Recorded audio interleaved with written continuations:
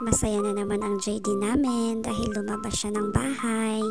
Sa junction lang naman kami nagpunta. Bibili daw sila ng daddy buko niya ng pinikpikan. Yun daw ang ulam namin mamaya.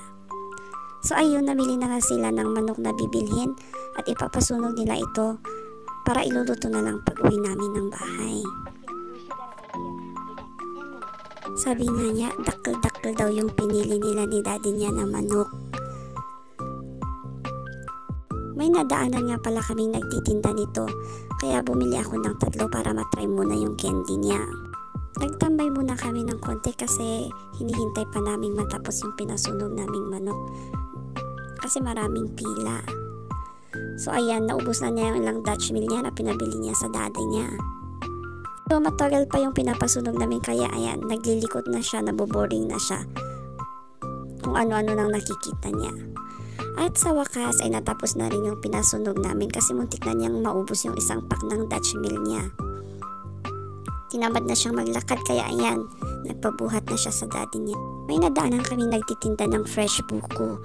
Kaya ayan, bibili daw sila ng buko juice. Gustong gusto niya kasi ito kaya niyang ubusin yung buong juice at saka yung laman niya. Kaya ayun, tinitignan na naman niya si kuya na nagbabalat. Siguradong i-a-apply na naman dito sa bahay pag naglalaro siya sa mga laruan niya.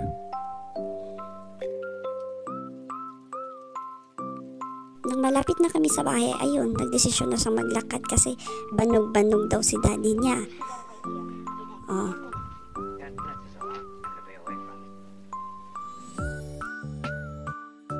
Sigaw na naman siya ng sigaw dyan at naiiyak kasi nauna na si daddy niya. Kaya ayan, medyo patakbo na siya kung maglakad. Pagkadating na namin sa bahay ay binuksan na niya agad yung pato-pato na candy niya at ayan, pinapasikat niya sa manang niya. Sarap-sarap daw yung candy na nasa loob ng pato-pato. Kaya ayan, ayaw niyang mag-share, siya lang daw ang kakain niyan.